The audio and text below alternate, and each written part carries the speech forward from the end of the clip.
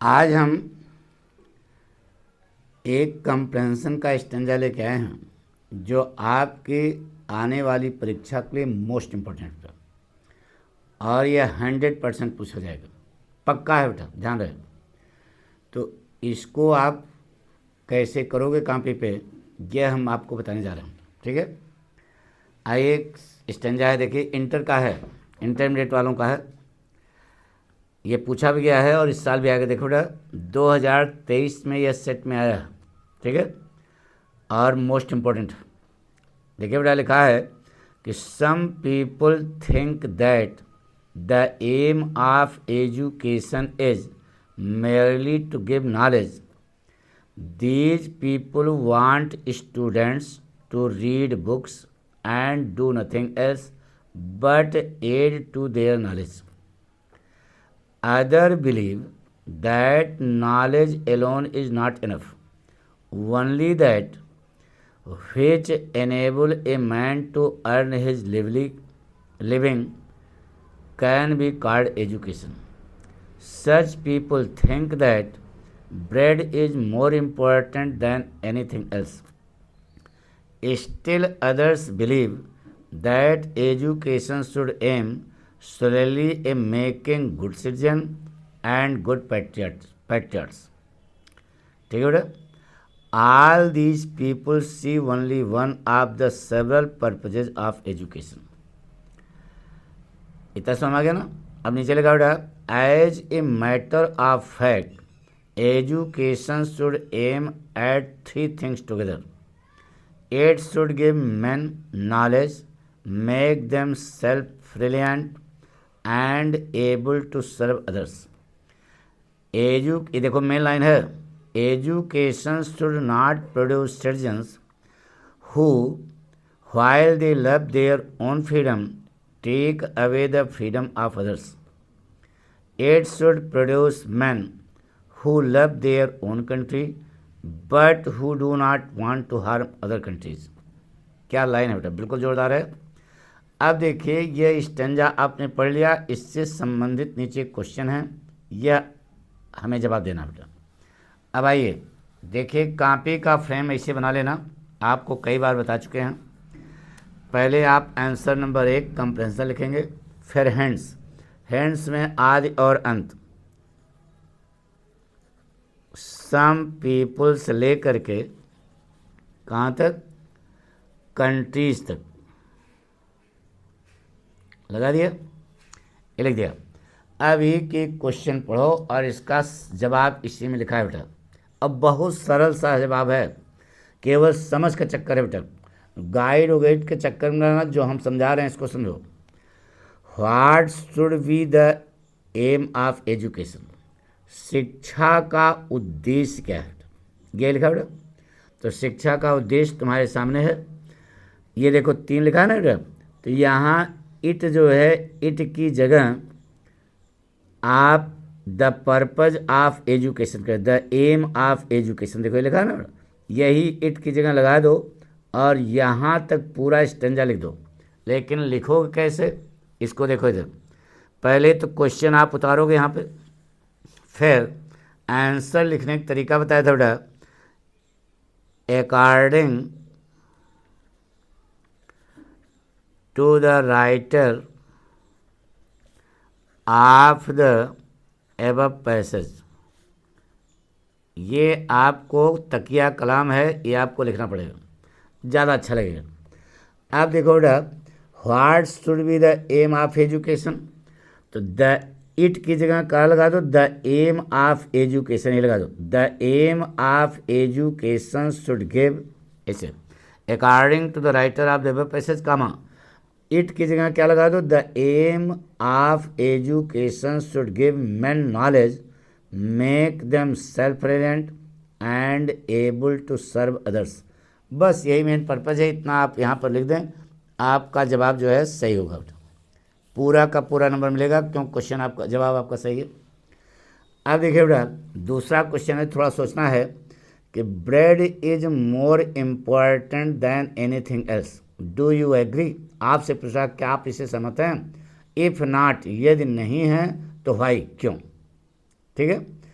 अब देखिए बेटा, यहाँ पर पढ़ा आपने, कहीं लिखा है ना कि ब्रेड, ये देखो ब्रेड, ये देखो यहाँ पर ये लिखा है ना बेटा।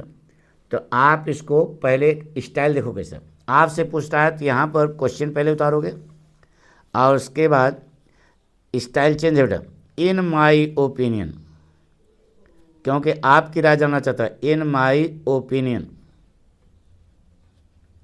कामा, बस इन मेरी राय में। अब ये बता दो, bread is more important than anything else, सही है, बट लगा दो, but education should aim solely at making good citizen and good patriots, इतना और जोड़ना पड़ेगा आपको। In my opinion bread is more important than anything else, but लगा दो, education should aim solely at making good citizens and good patriots, इतना आपको यहाँ पर पूरा लिख देना बेटा, समझ रहे ना। केवल देखो कितना सटीक सा जवाब होता है बेटा, लेकिन गाइड वाइड पढ़ोगे दुनिया भर की नौटंकी, दुनिया भर की नौटंकी के चक्कर में ना, केवल अर्थ व स्टेंजा का अर्थ समझो, कितना सरल सा बताया बेटा, ये आपको करना है। अब देखिए बेटा, क्वेश्चन आगे है, क्वेश्चन सी है, what type of main should be produced by education, यानी शिक्षा के द्वारा किस प्रकार के आदमियों को बनाना चाहिए। तो अब यहाँ पर देखो लिखा है प्रोड्यूस, लिखा है ना, देखो ये प्रोड्यूस लिखा है, तो यहाँ इट की जगह जो है आप केवल एजुकेशन लगा दो बेटा, केवल एजुकेशन लगा दो। लेकिन लिखने का तरीका, पहले तो क्वेश्चन आप उतारोगे, फिर answer, in the view of, in the view of the writer of the above passage, above passage, ठीक है, कामा लगा करके आप आगे क्या लिखेंगे, केवल इट की जगह क्या बता दिया, education, education should produce man who love their own country but who do not want to harm other countries, बस यही इतना ही लिखना है बेटा, केवल इट की जगह आपको एजुकेशन, एजुकेशन लगाना है, बाकी सीधे उतार दो, education should produce man who love their own country but who do not want to harm others, बस अदर कंट्रीज, हो गया। ये क्वेश्चन नंबर 3 समझ आ गया ना।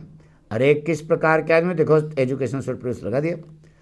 अब देखो बेटा, अंडरलाइन ये पोर्शन किया गया है, who love their own country but do not want to harm others, यह एक फ्रेज है, इस फ्रेज का आपको एक्सप्लानेशन करना है। तो इसको आप अपनी लैंग्वेज देंगे, कैसे देंगे उसको बताते बेटा।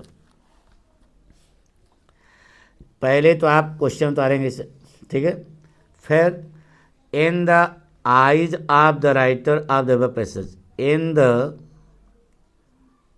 eyes of the writer of the above passage, इतना उतार दिया।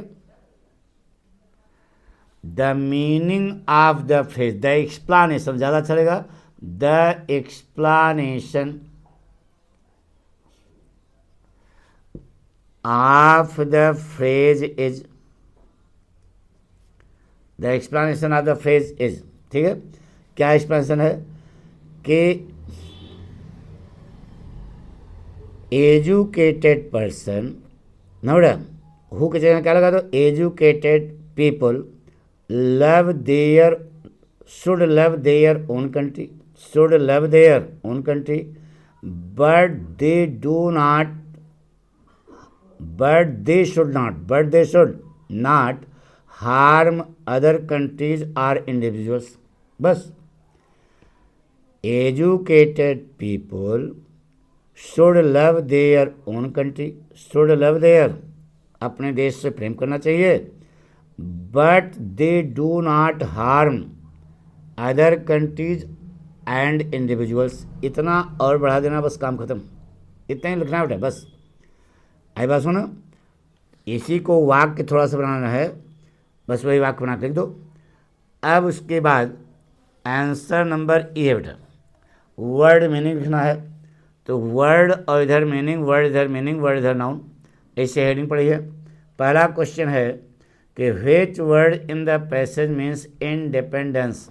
लिख दो वर्ड के नीचे इंडिपेंडेंस। देखो वाक्य में फ्रीडम आया, वाक्य में देखो फ्रीडम शब्द आया ना, ये देखो ये। तो इंडिपेंडेंस माने स्वतंत्र और फ्रीडम माने स्वतंत्र, लिख दो,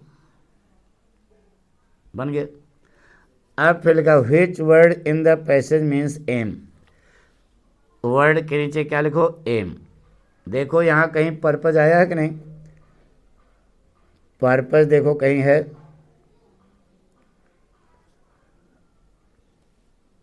ये देखो जनरल नॉलेज, अरे पर्पज ही कहीं अभी पढ़ा था यार, नहीं समझे। तो पर्पज इसकी मीनिंग होगा बेटा, पर्पज लिख दो, पर्पज। अब देखो वर्ड में लिखा है बेटा बिलीव, BELIEVE, इसका नाउन आना है। तो बिलीव का नाउन कहता है बिलीफ होता है। तो बस इस प्रकार से अगर वाक्य कापी सजा के लिखोगे तो आपको पूरा पूरा नंबर मिलेगा बेटा। थैंक यू बेटा।